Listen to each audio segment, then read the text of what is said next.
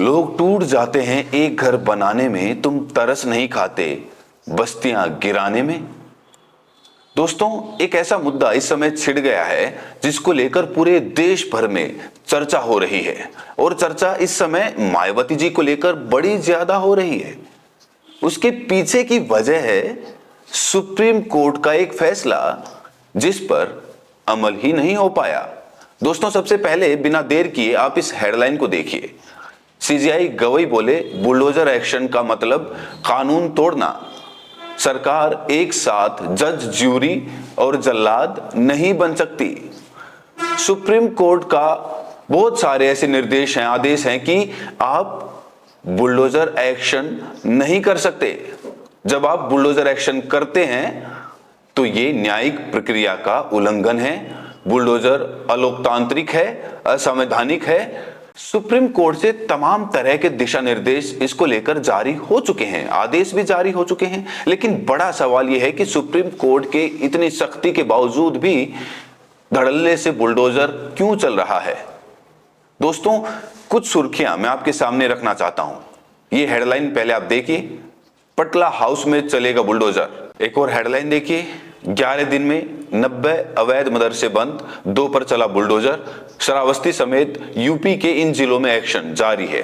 खबर ये आ रही कि उत्तर प्रदेश में कई जगहों पर बुलडोजर चल रहा है, और आप जानते हैं कि उत्तर प्रदेश के मुख्यमंत्री को बुलडोजर बाबा के नाम से जाना जाता है, उन्हें ग्लोरीफाई किया जाता है।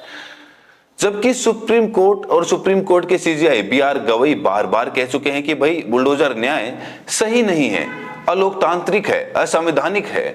सरकारें, जज, ज्यूरी, जल्लाद एक साथ नहीं बन सकती।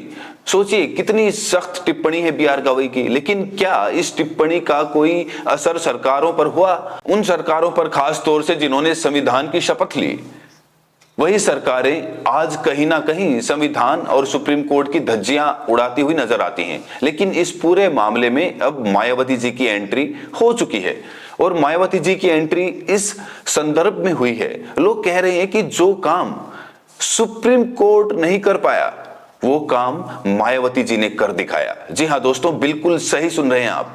जब भी उत्तर प्रदेश में या कहीं भी बुलडोजर एक्शन हुआ, मायावती जी ने इसको लेकर हमेशा से आवाज उठाई है। और बुलडोजर एक्शन जब होता है तो आप जानते हैं कि उसमें पीड़ित कौन होता है? एक खास समुदाय उसमें पीड़ित होता है। अगर किसी केस में आरोपी माइनॉरिटी से ताल्लुक रखता हो, उस समाज से, अल्पसंख्यक समाज से, मुस्लिम समाज से हो, तो खास तौर से उसके घर पर बुलडोजर चल ही जाता है। अभी पिछले दिनों दोस्तों एक वाकया जहां पर आई लव मोहम्मद का विवाद शुरू हुआ। कुछ लोगों ने आई लव मोहम्मद कहा, तो उनके घर पर भी कहा जा रहा है कि बुलडोजर की कार्रवाई शुरू हो गई, यहां तक कि उनके खिलाफ केसेस दर्ज किए गए। तो बड़ा सवाल यह है, क्या ये जायज है? क्या अब कोई खुलकर आई लव मोहम्मद या जय भीम भी नहीं बोल सकता? हमारा देश संविधान से चल रहा है, संविधान सबको आजादी देता है।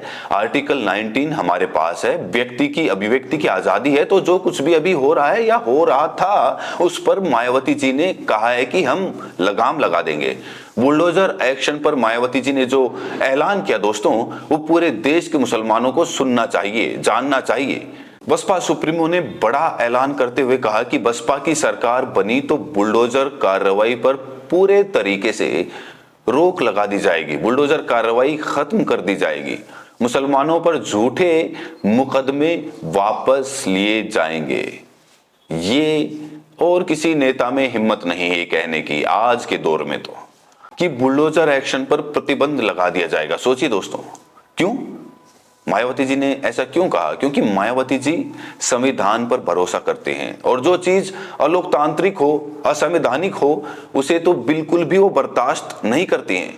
और ये 2 बयान मायावती जी के बड़े ज्यादा महत्वपूर्ण हैं, और कहा जा रहा है कि अगर 27 में बसपा की सरकार बनी तो उसी दिन से बुलडोजर कार्रवाई पर प्रतिबंध लग जाएगा।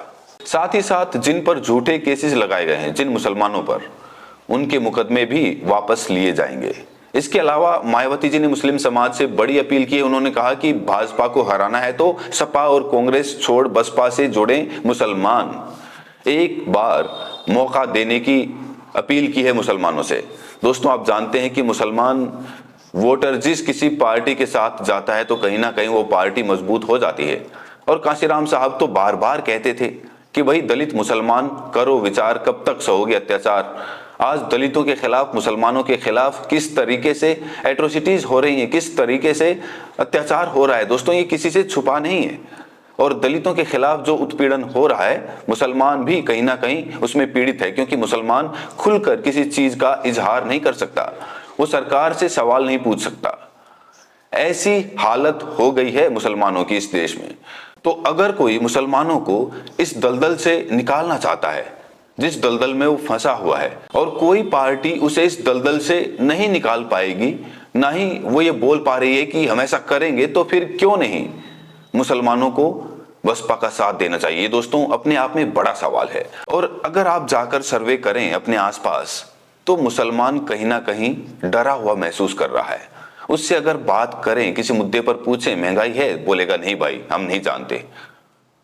बोलेगा बुलडोजर एक्शन होना चाहिए, तो कैमरे पर तो कुछ नहीं बोलेगा, वैसे तो कहेगा कि भाई बुलडोजर एक्शन नहीं होना चाहिए। तो जो मुसलमानों की हालत है बहुत दयनीय हो गई है। सोचिए, एक मसीहा मुसलमानों के लिए इस समय मायावती जी बन चुके हैं, क्योंकि मायावती जी ने मुसलमानों के उस समस्या को जड़ से खत्म करने का सीधा सीधा ऐलान कर दिया है। और दोस्तों, कहा जा रहा है कि शायद ही देश में कोई ऐसा नेता हो जो इस तरीके से मुसलमानों की समस्याओं को समझे और उनकी समस्याओं का समाधान करे। सोचिए, सुप्रीम कोर्ट ने बार बार कहा भाई बुलडोजर एक्शन गलत है, गवई साहब बार बार निर्देश देते रहे, लेकिन इसका पालन धरातल पर नहीं हो पाया। सुप्रीम कोर्ट का एक ऑर्डर बहुत मायने रखता है, सुप्रीम कोर्ट की एक टिप्पणी बड़ी मायने रखती है कि भाई बुलडोजर एक्शन पर प्रतिबंध होना चाहिए। गवई साहब का यह आदेश है, लेकिन हुआ क्या? कायदे से तो पूरे देश में बैन हो जाना चाहिए बुलडोजर। देखिए दोस्तों, बुलडोजर दो तरीके से चलता है। ऐसा नहीं है कि बुलडोजर हमेशा ही गलत होता है। जैसे किसी ने अतिक्रमण कर लिया, रोड पर घर बना लिया, तो आप उसके घर को गिराइए। लेकिन बुलडोजर यहां गलत है कि किसी व्यक्ति पर आरोप लग जाए, वो किसी केस में आरोपी हो जाए और आप उसका घर ही गिरा दें। यानी कोई व्यक्ति सरकार की आंखों में चुप जाए और उसके घर पर बुलडोजर चला दिया जाए, प्रशासन भी बुलडोजर लेकर पहुंच जाए, उस संदर्भ में बुलडोजर गलत है। बुलडोजर हमेशा गलत नहीं है। तो अभी जो समस्या है वो ये कि किसी पर कुछ भी आरोप लगे, सीधे दमदमा के उसके घर पहुंचो और तहस नहस कर दो। इस संदर्भ में यहां पर मायावती जी ने साफ तौर से कह दिया कि अगर 27 में बसपा की सरकार बनी तो बुलडोजर एक्शन पर पूरे तरीके से प्रतिबंध लगा दिया जाएगा। सोचिए दोस्तों, कितनी बड़ी बात है। आज देश में 13 राज्यों में गैर भाजपा सरकार है। क्या किसी सरकार ने मुसलमानों को यह आश्वासन दिया? तो मुसलमानों को अब सोचने समझने की यहां पर जरूरत है। उसको इस बयान पर ठंडे दिमाग से गौर करने की जरूरत है कि किस नेता ने, मायावती जी कोई छोटी नेता नहीं है दोस्तों, बड़ी नेता है। तो जो कहती हैं वो करती हैं। तो मुसलमानों को यहां पर विचार करना एक बार फिर से। वोट तो डालता ही है मुसलमान।